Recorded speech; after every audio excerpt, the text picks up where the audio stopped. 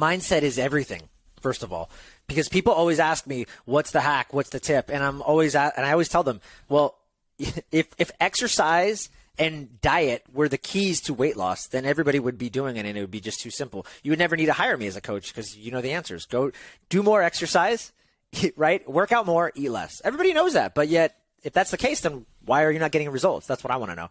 So mindset is the key, because the truth of the matter is there's this quote that I love, and it's the discipline to stay disciplined is a discipline that very few can master.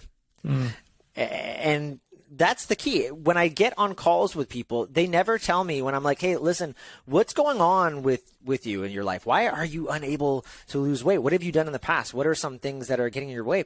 And they never tell me, oh, it's because I need to exercise more and eat less, Joel. Now, sometimes they do. Like sometimes that comes up. But you know what they tell me? Commitment and consistency. Those are the two things that I'm missing. That word, those two words come up all the time on these health intake calls that I do. Always hear that. And when you go back to the root cause of that, it's all mindset. It's who are you going to be today? Who are you going to show up to be? What are your habits? What are your values? Who are you committed to? What excellence are you committing yourself to on a daily basis? It's easy to do something for 1 day, a week, a 21-day challenge, a 3-month diet. Those are all easy things to do. Some of those might be difficult. 3-month diet might be difficult. But how do you stay consistent for the long run? How do you consistently show up? It all comes back down to mindset. So that's why I always emphasize mindset in the beginning of my program, always, so that it's layered in and it continues to get reinforced when we go through this evolution together. So do you have any kind of specific methods or techniques that you use to help people with their mindset? I think one of the biggest exercises that I can give people that I've seen be a huge game changer for my clients is what I call the perfect day exercise. And there's many different versions of this. But remember, I was telling you, my reasoning for becoming a police officer was based on old beliefs. And many of us, now these beliefs served me very well. I made over hundreds and thousands of dollars living an old belief. So it wasn't a bad thing. And I learned a lot of great skills. I learned a lot of great skills from the police department in terms of organization and resiliency and all these things. So there's a lot of good that came out of it, right? But some of these old beliefs can limit us from reaching our highest version of ourselves. And I see that happen over and over and over again. And so a great exercise to help reduce or reveal some of those limiting beliefs for people is doing this perfect day exercise. And the way you're going to do it is I tell people, look, listen, if I snap my fingers, you close your eyes, you wake up tomorrow and you start living your perfect ideal day, what does that look like? Like from the minute you wake up, what time are you waking up? What does it feel like? Who are you waking up next to? What does it smell like? What do you wake up to an alarm clock?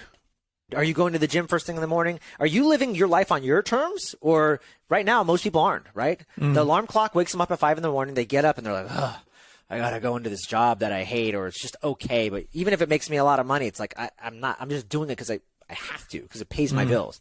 Like, that's not a perfect day.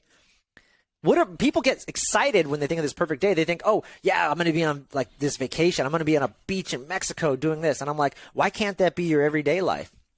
And so this exercise, if you just go through your perfect day from beginning to end, breakfast, lunch, dinner, like go through those kind of time frames, what does that look like?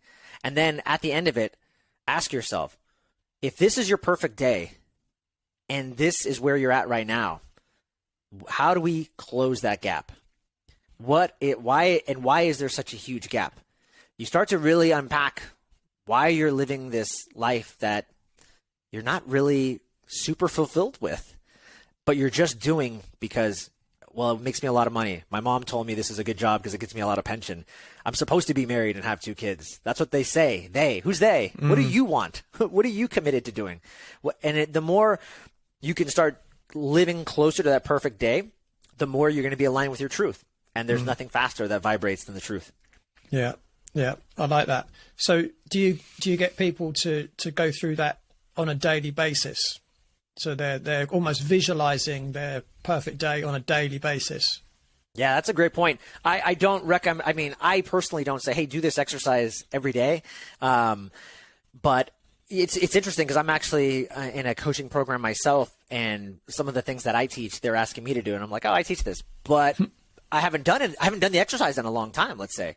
And so it's been a great kind of reflection to me. So that's actually a good point. Maybe that's something that you do, just once a year. You kind of reflect on or just see like, where am I? This is the perfect day. Because we change, obviously. We change all the time. And every year, new goals and new time and new things change and new things that we want. So it's a great point. I'm a big fan of visualization, though. So yeah, once the goal or whatever it is that we're seeking is written down, and now you have that path. Okay, this is it.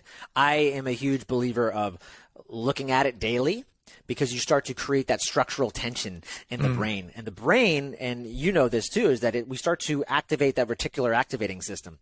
So I always tell people, if you're a big science person, then great. There's a lot of good data suggesting that the reticular activating system, a part of our brain, is going to try to make that goal happen.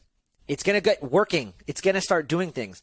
Then if you're someone that doesn't believe in, or you're not a science, maybe you're more like metaphysical, or you're someone who believes in vibration, which I also believe in, then you'll see that you can see that. Like the more you start to create that tension, that structural tension, the more you're creating that vibrational harmony, that vibrational frequency that's going out into the world that you're going to attract, you're going to bring in. And so when you combine that with daily visualization, yeah, I see that works. It's super, super impactful, and it works. If you enjoyed this clip, press here for the full episode, and don't forget to like and subscribe.